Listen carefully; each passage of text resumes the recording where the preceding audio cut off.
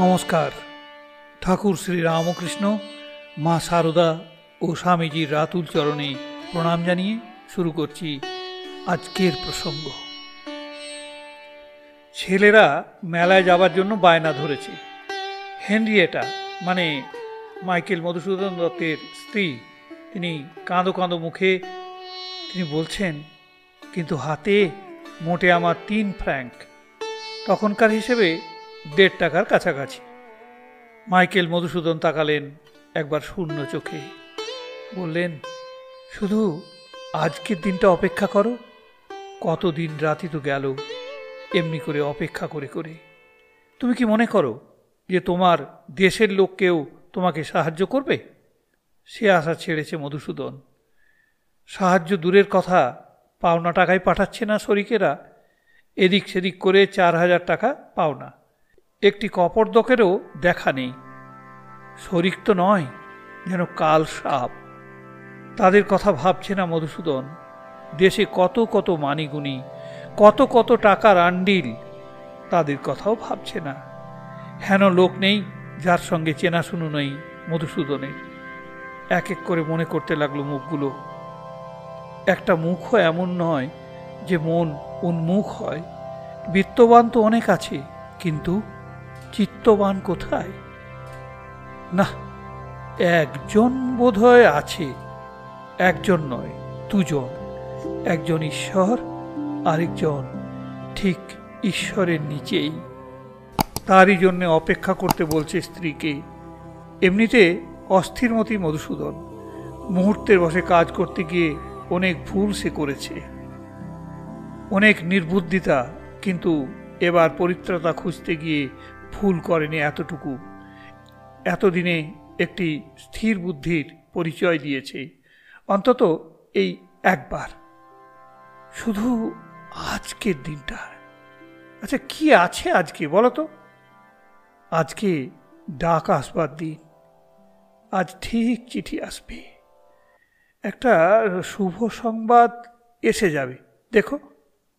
আর যদি না আসে, যদি না আসে, চেয়ার ছেড়ে উঠে পায়চারি করতে লাগলেন মধুসূদন, তাহলে আমি শটান জেলখানায়, আর তোমরা, তুমি আর ছেলেমেয়েরা কোনো একটা অনাথ আশ্রমে। জামার হাতায় চোখ মুছল হেনরিয়েটা। কিন্তু কান্নাটা শেষ পর্যন্ত স্থায়ী নাও হতে পারে। কেননা টাকার জন্য যাকে একবার লিখেছি, আরে কে সে বলো না? সমস্ত বাংলাদেশে সে শুধু একজনই, আর্য ঋষির মতো জ্ঞানী, ইংরেজের মতো কর্মোৎসাহী, আর বাঙালি মায়ের মতো কোমল হৃদয়। এখানেও যদি না হয়, না না, হতেই হবে। নিজে বিপন্ন হয়েও আসবে বিপদ উদ্ধারে। আমি নদী নালার কাছে যাইনি গো, গিয়েছি সমুদ্রের কাছে। দরজায় কড়া নড়ে উঠল। ওই ওই ওই বুঝি এলো সেই সমুদ্রের মুক্ত হাওয়া, বাধাহীন স্বাধীনতার শুভ্রতা। আদালতের বেলিপ। দরজা একটু ফাঁক করে উকি মেরে দেখলো হেনরিয়েটা। ক্ষিপ্র হাতে ফের বন্ধ করে দিল। ক্রোক করার মতো আর তো কোনো মালপত্র নেই। এবার এবার হাতে হাতে গ্রেপ্তার করতে এসেছে হয়তো। আবার নড়ে উঠল কড়া। কে? চিঠি। উল্লাসে লাফিয়ে উঠল মধুসূদন। বলিনি বলিনি চিঠি আসবে দেশ থেকে। তরিত হাতে খুলল দরজা। কোথাকার চিঠি? তোমাকে বলিনি? সাগরের মতো প্রাণ, বাঙালি মায়ের মতো হৃদয়। আশ্চর্য, এমন আকাঙ্ক্ষাও ফলে মানুষের জীবনে। এই দেখো, এই দেখো, 1500 টাকার ড্রাফট পাঠিয়েছেন বিদ্যাসাগর। শুধু কি সেই একবার? আরো বহুবার টাকা পাঠালেন, জড়িয়ে পড়লেন ঋণের জালে। শেষ পর্যন্ত ব্যারিস্টারি পাস করিয়ে ছাড়লেন। সেই মাইকেল দেশে ফিরছে এতদিন পরে। বিদ্যাসাগর তার জন্য পছন্দসই বাড়ি ভাড়া করে রেখেছেন। বিলেত ফেরতের মতো উপযুক্ত করে সাজিয়ে দিয়েছেন জিনিসে এবং আসবাবে। কিন্তু সে বাড়িতে উঠল না মাইকেল, গেল স্পেন্স হোটেলে। অবজ্ঞা দেখে অভিমান করলেন না বিদ্যাসাগর। নিজে থেকে আনতে গেলেন ডেকে। এক কথায় ফিরিয়ে দিল মাইকেল। ওই নেটিভ পাড়ায়, ওই নোংরা পরিবেশের মধ্যে সে থাকবে? বিলেত থেকে ব্যারিস্টার হয়ে আসা ব্যর্থ করে দেবে এমন করে? বিষণ্ণ মনে ফিরে এলেন বিদ্যাসাগর। শূন্য সাজানো বাড়ির দিকে তাকালেন একবার শূন্য চোখে। তবু কি সেই বাঙালি মায়ের হৃদয় শুষ্ক হয় কখনো? কত বাধা বিপদ ফিরতে লাগলো পদে পদে। এমনকি হাইকোর্টেই ঢুকতে পারছে না মাইকেল। চিরযোদ্ধা বিদ্যাসাগরের ডাক পড়ল। গাঁয়ের নামে যার নাম, আর কে আছে অমন বীর সিংহ? হটিয়ে দিলেন সব বাধা নিষেধ, ঢুকিয়ে দিলেন হাইকোর্টে। কর্মে ঢুঢু, আর মুখেই শুধু কৃতজ্ঞতা। শুধু চলচ্চিত্রের চলচ্চিত্র, স্থির দুটি নক্ষত্র নয়, ধাবিত স্খলিত উল্কাপিণ্ড। টাকার কথাটা একবার মনে করিয়ে দিলেন বিদ্যাসাগর। টাকা কত চায়? 2, 10, 20 হাজার টাকা এই এসে পড়ছে হাতের মুঠোয়। মধুসূদনের জন্য কত ধার হয়েছে বিদ্যাসাগরের। মুখে শুধু বড় বড় কথা, যত বউ হসফট। হাতে টাকা এলে আর ধার শোধ নয়, নির্বিরোধ স্বেচ্ছাচার। ছন্দে যেমন অবন্ধন, ব্যয়ে তেমনি উড়নচণ্ডী। শুধু বিদ্যাসাগরেরই ঋণ বাড়ে। তাঁর সংস্কৃত প্রেসের 2/3 বিক্রি হয়ে যায়। তবু কি বাঙালি মায়ের হৃদয় নিষ্ঠুর হয়, নীরস হয়? বলো, এ কোন সাধনায় সিদ্ধ বিদ্যাসাগর? রামকৃষ্ণ কি আর ভুল বলেন? এই মধুসূদনই রামকৃষ্ণের কাছে কটি কথা চেয়েছিল। শান্তির কথা, আশ্বাসের কথা। মা কালী রামকৃষ্ণের মুখ চেপে ধরেছিলেন। ধর্মত্যাগীর সঙ্গে বলতে দেননি কথা, কিন্তু কথার চেয়ে গান বড়, ধর্মের চেয়ে বড় ঈশ্বর করুণা। সেই করুণায় বিগলিত হলো রামকৃষ্ণ। করুণার ধারা নেমে এলো সুর ও স্রোতে। কথা বলতে দিচ্ছেন না মা, কিন্তু গান তো কথা নয়, গাইতে দোষ কি? আর এই গান তো অন্যের রচনা, রামপ্রসাদের রচনা। রামকৃষ্ণ গান ধরল, আর মধুসূদনের কৃতজ্ঞতা নেমে এলো অশ্রু বর্ষণে। আমি অমিত্রাক্ষর লিখি, কিন্তু হে অক্ষর, তুমি তো অমিত্র নও। তুমি মিথ্যেবাদী, তুমি প্রবঞ্চক, গর্জন করে উঠলেন বিদ্যাসাগর। ভদ্রলোকের ছেলে বলে এসে আমার সঙ্গে এই চাতুরিটা করলে? সামান্য একজন পুলিশ সাব ইন্সপেক্টর ভয়ে দুঃখে দাঁড়িয়ে আছে বিমূঢ় হয়ে। কি যে অপরাধ করেছে সে বুঝতে পারছে না। অপরাধের মধ্যে টাকা ধার নিয়েছিল বিদ্যাসাগরের কাছ থেকে। বিপদে না পড়ে কেউ কি আর কর্য করে? আর সে কি নিদারুণ বিপদ। 6 মাসের জেলের হুকুম হয়েছে, চাকরিরও দফা রফা। এখন হাইকোর্টে মোশন করতে হবে। মনমোহন ঘোষকে ব্যারিস্টার দেবার ইচ্ছে, কিন্তু তার 700 টাকা ফি। বাড়িতে লেখা হয়েছে, এখনো এসে পৌঁছায়নি টাকা। সুতরাং মুরব্বি ধরে চলো বিদ্যাসাগর।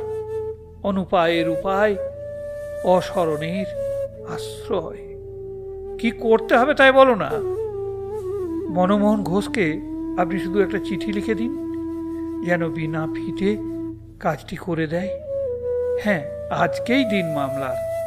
সপ্তাহখানেকের মধ্যেই টাকা এসে যাবে বাড়ি থেকে। তখন দিয়ে দেব ঘোষ সাহেবকে, নির্ঘাত দিয়ে দেব।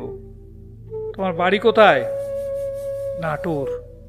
পুলিশে চাকরি করে। বিরুদ্ধ দল মিথ্যামিথ্যি ফাঁসিয়ে দিয়েছে।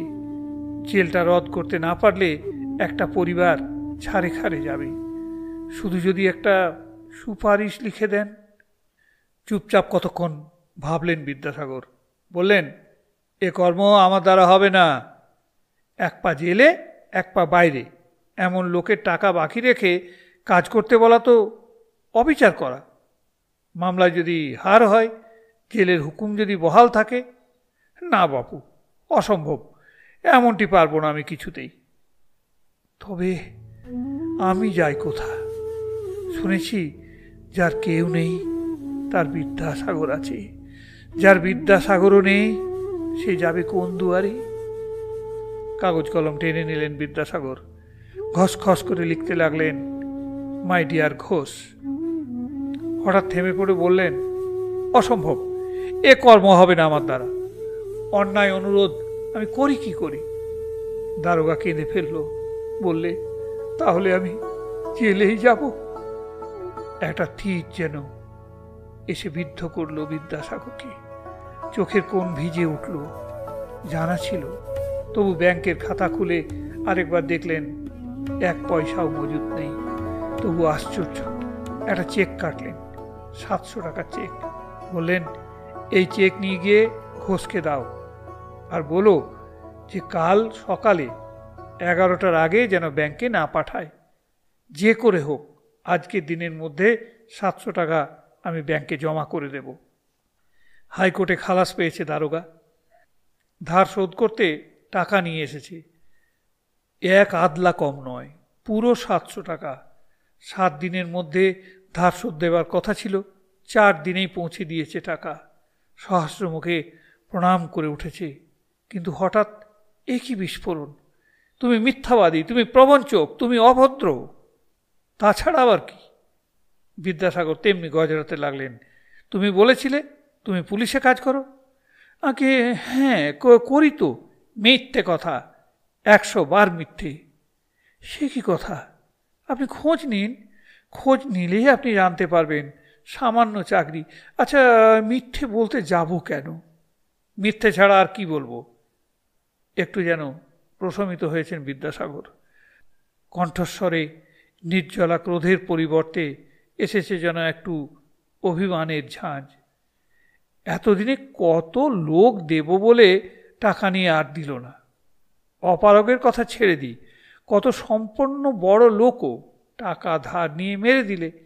বন্ধু বান্ধবের তো কথাই নেই। যে দেশে নিলে আর দিতে চায় না, সে দেশের লোক হয়ে, শুধু তাই নয়, পুলিশের দারোগা হয়ে পুরোপুরি ফিরিয়ে দেবে। আচ্ছা, এ বিশ্বাস আমি করি কি করে? তাছাড়া 7 দিনের করার করে 4র্থ দিনে ফেরত দেবে, এ কল্পনার অতীত। তবে তোমাকে মিথ্যাবাদী বলবো না তো কি বলবো? হ্যাঁ, তোমার খালাস পাওয়া উচিত হয়নি। 7 দিনের করারে টাকা নিয়ে 4 দিনের দিন যে শোধ দেয়, সে পুলিশের দারোগাগিরি করে জেলে যাবে না তো কে যাবে? হ্যাঁ, কাউকে চিঠি লিখতে বসেই প্রথমে লেখেন শ্রীহরি শরণম। বাজে বা বেফাস কথা লেখবার লোক নন বিদ্যাসাগর। কিন্তু সংসারে বাস্তব চোখে কারু স্মরণ নিয়ে থাকেন, তার বাপ মা। পাকপাড়া রাজবাড়ির হডসন সাহেবকে দিয়ে 2খানা ছবি করিয়ে নিয়েছেন। তাদের সামনে দিনারম্ভের প্রথম প্রণামটি না রেখে জলস্পর্শ করেন না বিদ্যাসাগর। ওই তার হরগৌরী, তার রামসীতা, তার লক্ষ্মী নারায়ণ। পাকপাড়া রাজবাড়িতে ভালো একটা সাহেব পোর্টও এসেছে মা, ভগবতী দেবীকে বললেন বিদ্যাসাগর। আমার ইচ্ছে করছে তোমার একখানা ছবি আঁকিয়ে নি। ধুর, আমার ছবি কি হবে? ছি ছি ছি ছি। ভগবতী দেবী মুখ ফিরিয়ে নিলেন। ছবি তো তোমার জন্যে নয় মা, ছবি আমার জন্যে। যখন যেখানে থাকি সকাল সন্ধে থাকবে আমার চোখের সামনে। প্রাণটা যখন কেমন করে উঠবে, তখন একবার দেখব 2 চোখ ভরে। রামকৃষ্ণের সেই কথা, যাকে দেখতে এসেছিস চোখ মেলে চোখ ভরে দেখ মায়ের মুখখানি। ঈশ্বরের মুখের আভাস যদি কোথাও থাকে, তবে এই মার মুখে। না বাবু, সাহেবের সামনে বসে আমি ছবি আঁকাতে পারবো না। ভগবতী দেবী আবার পাশ কাটাতে চাইলেন। না মা, সে খুব ভালো লোক, আমাকে খুব ভালোবাসে, তার সামনে বসতে কোনো দোষ নেই। একটু বোধ হয় নরম হলেন ভগবতী দেবী। বললেন, তা সে এখানে আসবে তো? না মা, তোমাকে পাকপাড়ার রাজবাড়িতে যেতে হবে, সেখানে গিয়ে বসতে হবে। সেখানে সে আড্ডা করেছে জানো তো, সে আড্ডা ভেঙে এখানে আনতে গেলে ছবি হয়তো ভালো হবে না। পুত্রের মুখের দিকে তাকালেন ভগবতী দেবী, বললেন, ঠিক আছে, তোর যা ইচ্ছে তাই কর। নিন্দে হলে লোকে তো আর আমাকে নিন্দে করবে না। তোরই নিন্দে করবে, বলবে বিদ্যাসাগর মাকে পাকপাড়া ছবি তুলতে নিয়ে গেছে। লোকের নিন্দাকে বিদ্যাসাগর যেন কত ভয় করে। আমি মাতৃবন্দনা করব, তার আবার লোক নিন্দা।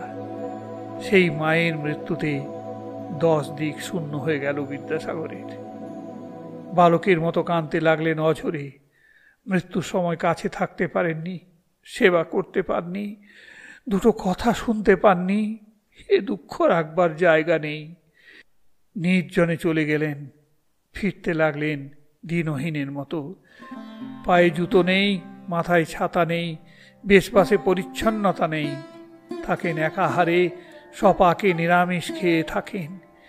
নিতান্ত অসুস্থ হয়ে না পড়লে সাহায্য নেন না দীনময়ীর। কঠিন মেঝের উপর শুয়ে ঘুমন, আর নিরবিচ্ছিন্নভাবে তদ্গত চিত্তে মায়ের গুণাবলীর ধ্যান করেন। এমনি করে 1 বছর, এক টানা 1 বছর, কত বছর তারপর চলে গেছে। একদিন কি কথায় কথায় এক বন্ধু হঠাৎ তার মায়ের গুণের কথা উল্লেখ করলেন। যেই শোনা, কাতর কান্নায় ভেঙে পড়লেন বিদ্যাসাগর। বন্ধু তো অপ্রস্তুত। বিদ্যাসাগর অত্যন্ত পীড়িত। তাকে দেখা করতে এসেছিলেন। কথার ছলে উঠে পড়ল ভগবতী দেবীর প্রসঙ্গ, কিন্তু ফল যে এমন হবে অনুমান করতে পারেননি। এ যে একেবারেই শোক সমুদ্র। এত কষ্ট দেব জানলে ও কথা পারতুম না। কষ্ট? তুমি আমাকে কষ্ট দিলে কোথায়? তুমি তো আমার জন্য ঠিক বন্ধুর মতো কাজ করলে। তোমার জন্য আমার মায়ের কথা মনে পড়ল। মায়ের নামে 2 ফোঁটা চোখের জল ফেললাম। এত দুর্দশা, সব সময় বাপ মাকে স্মরণ করতে পারি কই? এই বিদ্যাসাগর, সাগরের তুলনা সাগর, সাগরং সাগরোপমং। এই মাতৃসাধক কি সিদ্ধ নয়? নয় কি তপপরায়ণ ঋষি? রামকৃষ্ণ কি করতেন? যতদিন চন্দ্রমণি জীবিত ছিলেন রোজ সকালে গিয়ে প্রণাম করে আসতেন। বৃন্দাবনে থেকে যাবেন ভেবেছিলেন, কিন্তু মায়ের কথা মনে পড়তেই বৃন্দাবন ভেসে গেল। তারপর মা যখন গত হলেন তখন রামকৃষ্ণের সে কি কান্না। রামকৃষ্ণের মন্ত্রই তো মা। মুখেই হোক আর মনেই হোক, মাকে যে ডাকে সে তো ভগবতীকেই ডাকে। বিদ্যাসাগরের মাও তাই ভগবতী। আজ এই পর্যন্ত। নমস্কার, ধন্যবাদ। জয় শ্রী রামকৃষ্ণ, জয় শ্রী রামকৃষ্ণ, জয় শ্রী রামকৃষ্ণ।